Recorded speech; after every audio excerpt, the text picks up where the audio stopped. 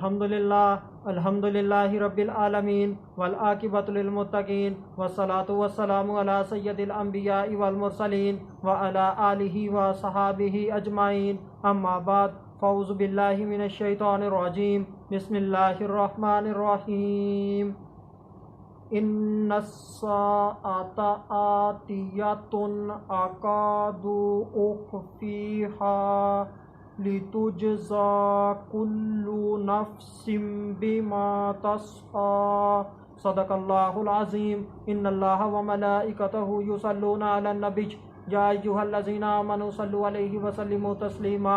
अल्लाहुम्मा सल्लि अला सय्यिदिना व मौलाना मुहम्मदिन व बारिक व सल्लिम व सल्लु अलैहि। अस्सलातु वस्सलामु अलैका या सय्यदी या रसूल अल्लाह, सलातु वस्सलामु अलैका या सय्यदी या हबीब अल्लाह, सलातु वस्सलामु अलैका या सय्यदी या मुहम्मदुर रसूलुल्लाह सल्लल्लाहु अलैहि व आलिहि वसल्लम। अल्लाह तबारक व तआला की हम्द व सना और उसके प्यारे हबीब हज़रत मोहम्मद सल्लल्लाहु अलैहि व आलिहि वसल्लम की ज़ात अक़दस पर दुरूद व सलाम का नजराना पेश करने के बाद मैं सच्चे दिल से दुआ गो हूँ कि अल्लाह अज़्ज़ व जल मुझे हक़ सच ठीक ठीक बयान करने की तौफ़ीक अता फ़रमाए। अगर इसमें कोई गलती कोताही हो तो अल्लाह अज़्ज़ व जल अपनी शान करीमी के सदक़े से मुझ बंदा नाचीज़ को माफ़ी अता फ़रमाए। दुआया कलिमात के बाद आज का जो मेरा उन्वान है वो है क़यामत। खुतबा के अंदर तिलावत की गई आयत करीमा सूरह ताहा आयत नंबर 15 पारा नंबर 16।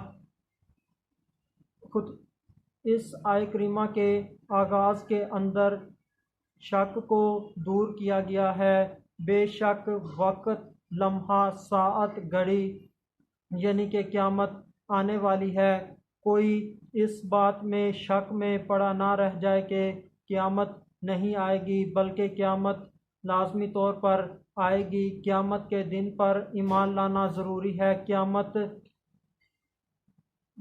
के दिन पर ईमान लाना ज़रूरी है और क़यामत लाज़मी आएगी। आखिरत के दिन पर ईमान लाना दीन इस्लाम की असास में से है। कुछ लोग जो हर दीन की हर बात को अकल के तराजू पर तोलने लग गए हैं, उनकी बदबख्ती के उन्होंने कब्र के अज़ाब और सवाब यानी कि जज़ा और सज़ा का इनकार कर दिया, क़यामत के आने का इनकार कर दिया, यानी कि वो दीन से मुर्तद हो गए।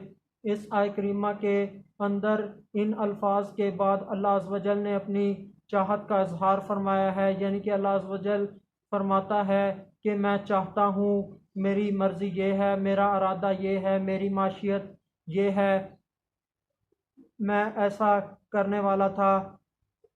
यानी कि अल्लाह अज़्ज़ व जल का इरादा है क्या? इसका जवाब भी अल्लाह पाक ने खुद ही अगले अल्फाज में फरमा दिया कि मैं इसे छुपाए रखूँ। किस चीज़ को छुपाए रखूँ? क़यामत के दिन को छुपाए रखूँ, यानी कि इसका वक्त, इसका लम्हा, इसकी साथ, इसकी घड़ी छुपाए रखूँ, किसी को इसके मुतल्लिक़ ना बताऊँ। अल्लाह अज़्ज़ व जल का इरादा था कि इसे छुपाए रखूँ, इसको इतना छुपाए रखूँ कि किसी को पता भी ना हो कि क़यामत भी आएगी, क़यामत भी कायम होगी, यानी कि किसी के वहमो गुमान के अंदर भी ना हो कि क़यामत आएगी। अब आगे के अल्फाज में अल्लाह अज़्ज़ व जल ने बताया कि मैं क्यों क़यामत को छुपा कर रखना चाहता हूँ।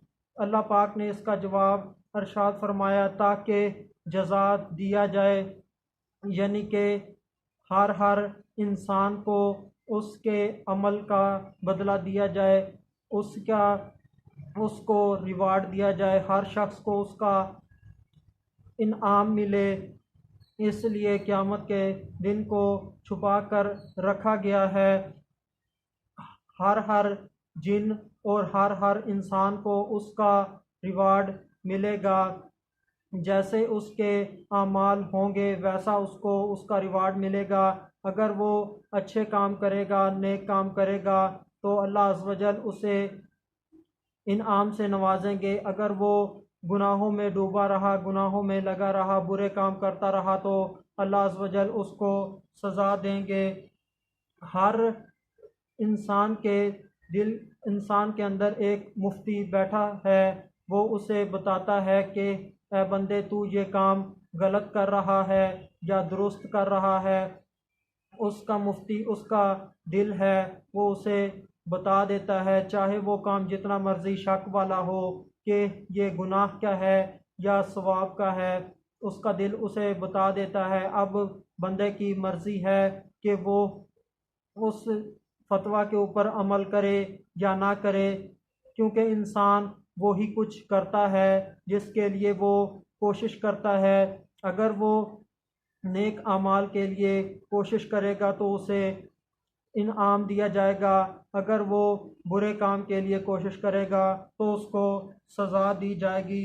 अल्लाह ने इंसान को इतनी समझ बूझ अता की है कि इंसान बग़ैर अम्बिया और रसूलों की तबलीग के अल्लाह अज़्ज़ व जल की ज़ात के ऊपर ईमान ले आए, नेक काम करे और अपनी आखरत बेहतर बनाने के लिए इसके अंदर लगा रहे। मगर अल्लाह अज़्ज़ व जल ने हम पर एहसान किया कि हर दौर के अंदर अल्लाह अज़्ज़ व जल ने अपने नबी और रसूल भेजे, जिन्होंने अल्लाह अज़्ज़ व जल की तौहीद मनवाई और अल्लाह के बंदों को शिरक से दूर रखा। उन्होंने अपनी रसालत मनवाई, बंदे के दिल के अंदर फ़िक्र आखरत को पैदा किया, अल्लाह अज़्ज़ व जल का डर बंदे के दिल के अंदर पैदा किया, अल्लाह अज़्ज़ व जल का की मोहब्बत बंदे के दिल के अंदर पैदा की। अल्लाह अज़्ज़ व जल ने एक और एहसान हम पर यह किया कि हमें बता दिया कि क़यामत आएगी, हमें अल्लाह अज़्ज़ व जल के सामने खड़े होकर अपने अमाल का जवाबदा होना पड़ेगा, अपने अमाल का हिसाब किताब देना होगा। ये सब कुछ पता होने के बावजूद भी हम गुनाहों में सर तपाओ डूबे हुए हैं, गुनाहों के ऊपर डटे हुए हैं, गुनाहों को छोड़कर राज़ी नहीं हैं। कहते हैं कि जब क़यामत आएगी देखा जाएगा, जब मौलवी बख्शे जाएंगे तो हम भी बख्शे जाएंगे।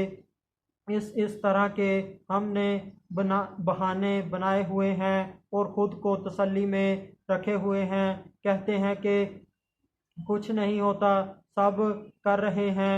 अल्लाह अज़्ज़ व जल हम सब मुसलमानों को हदायत अता फ़रमाए।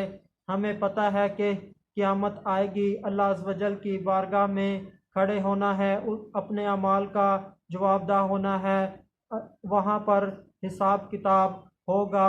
इसके बावजूद भी हम गुनाहों के ऊपर डटे हुए हैं, गुनाहों में डूबे हुए हैं। अगर हमें पता ही ना होता कि क़यामत भी कोई चीज़ है, क़यामत भी आएगी, तो हमारे गुनाह किस कदर ज़्यादा होते, इसका कोई अंदाज़ा भी ना लगा सकता। अगर और मौत का जो वक्त है और क़यामत के आने का वक्त है, ये जो छुपा कर रखा गया है, इसके अंदर क्या हिकमतें हैं।